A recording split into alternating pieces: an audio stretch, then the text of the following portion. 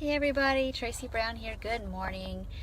So I was thinking about this whole process and how people who are pretty normal eaters, whatever that means, they can eat from hunger and fullness, don't stress out about food or movement that much.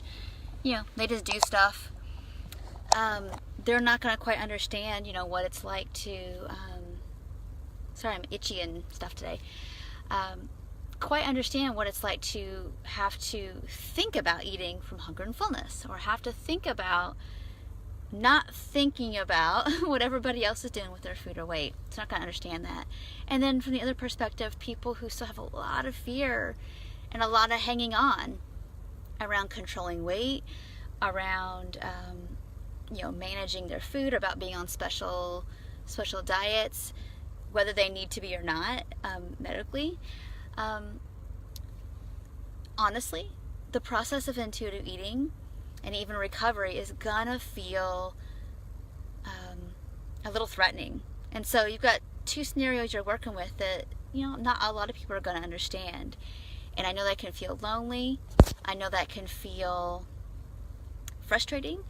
And what happens, and what I see happen, and something I did as well, so I'm not in the I didn't do that category, I totally did all of this category, and that's why I'm going to share it with you. And I do find that that's what a lot of people struggle with, as you're trying to do your thing, which is, I'm trying to do my best to eat from hunger and fullness.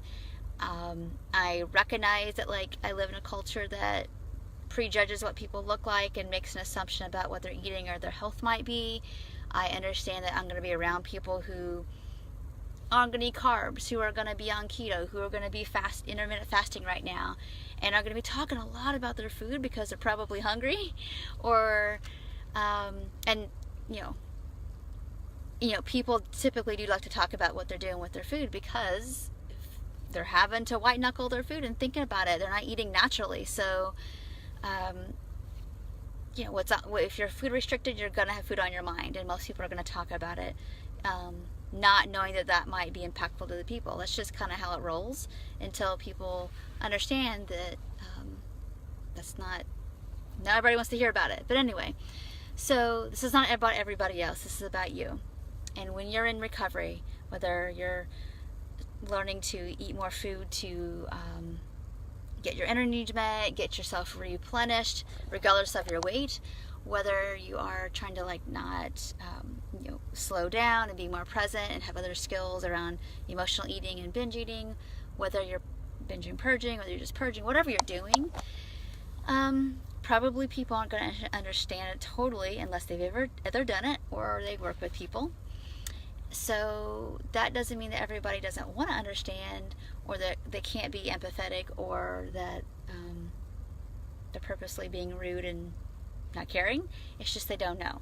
So first, recognize that not everybody's trying to not understand. It's just that, I was super sensitive. I wanted people to not talk about food ever. I wanted people to not ask me how I was doing unless it was about my emotions. And if they didn't know how to do that, then don't talk to me. I didn't want people to talk about weight. I didn't want people to talk about movement. And it's kind of a big ask. I think in your really, really close circles, definitely I think it's fair to ask people not to talk about, maybe if they're on a diet, not to talk about it with you. I think that's really fair. But we're in the big world, hopefully, and not everybody's going to understand it. So, sorry, I had a little phone call there. So what can we do? What I would say is, what we can do is stay really, really focused on what we need to be doing, and ask for support for the people that are in your circle, in your sphere, that know what's going on for you, how to, let people know how to support you. Otherwise, our job is to learn how to navigate when people say things that yeah, it's fat phobic, or oh, that's all or nothing thinking with their food, or let me think here, or just being able to recognize that not everybody's going to get how much energy and time it takes for you to at the beginning learn how to make a decision that is grounded in your own self-care, or that's not you picking the lowest calorie thing, or eating what everybody else is eating because it makes you feel like people will look at you less or eat less than what other people are eating. Not everybody knows what's going on in your head. So if you need help, you need to discuss that. But I think it's really important to not put yourself out in the world to avoid it all, because then we never get a chance to grow and to learn. Some of my biggest strides forward were when I had to be in situations where people, were overall just kind of eating their food and being relatively communicative and normal, but occasionally there was a comment about like, oh, I better be good tomorrow. I'm eating all this food right now. So I was around some diet mentality, and I had to recognize, okay, that's their stuff, that's their guilt. That does mean that I should feel bad about me eating even more than they're eating, to be honest. So a lot of that stuff is just really, really important to kind of keep in mind as you're, working through, this whole process. So I hope that's helpful. I recognize that it's easier said than done, but just to recognize that, not everybody understands these struggles, no matter what your weight is, no matter what you look like. And you don't need to pretend that you're not feeling and doing how you're doing, but you also can't really expect everybody to totally get every little aspect of it. But I just hope that helps, because like I've had clients sometimes that we've talked about, this is just a general statement, this isn't just like one particular person, but we're talking about like, diet culture's out there all around, good food, bad food, worrying about your weight, being good, what's the next thing that everybody else is doing. And it's like, we're in it, so what are we going to do about it? Versus either want to hide in our house and hate ourselves and feel like that we're the weird and ones that are out on the fringes. Well, the truth is, to be a normal eater, you kind of are gonna be, and to understand like, what are we gonna do about it? You don't have to hide yourself away. You don't have to hide how you feel about things, but we can't also make everybody want to do what we're doing either, just to make us feel more comfortable, if that makes sense. I mean, I would love that, but I haven't experienced that yet. I've been, I went to treatment when I was 18 years old. I'm almost 40 now, so I'll be 40 this year.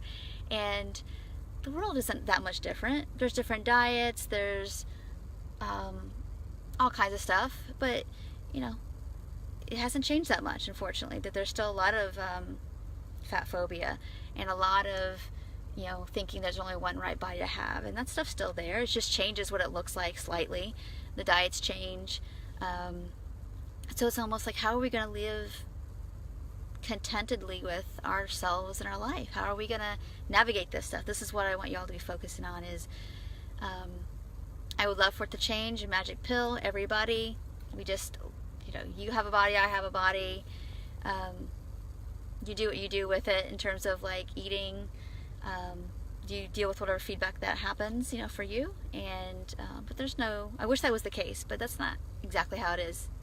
I hope it gets better. I really do. If I had the pill for it, we'd all be doing great and all that. But we don't. So we might not be able to have everybody understand everything we're going through, but I think it's also important not to assume that people aren't empathetic or that wouldn't want to try to understand or hear you out too. So just putting all that out there, because it's scary to be more fully present with your food out in the world when you are believing that other people are judging you, and that's usually based on a grain of there's usually a grain of salt of truth to that, but sometimes it's like, no, people aren't paying as much attention as I think they are, and so how can I just really focus on what I need to do to be as present as possible for other people and myself and my life. So hope this video was helpful today. Just something to think about in terms of not everybody's gonna get it, but we don't necessarily need them to, for you to be free, to keep making progress, and to live a more full, free life. So talk to y'all soon. Take care, and if you have any questions, please let me know. Thanks. Bye.